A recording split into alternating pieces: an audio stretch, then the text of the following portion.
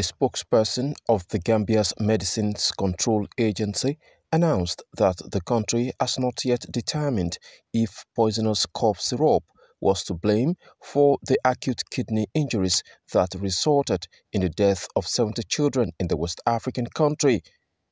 The Gambia has been investigating mysterious deaths among infants in recent months, which police said in a preliminary investigation was linked to 4 cough syrups made in India.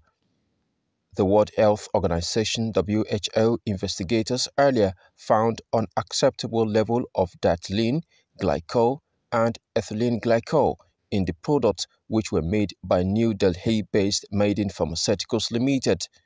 Despite the WHO's claim, an officer of the Gambia's Medicines Control Agency said the body has not yet pinpointed the exact cause of the death.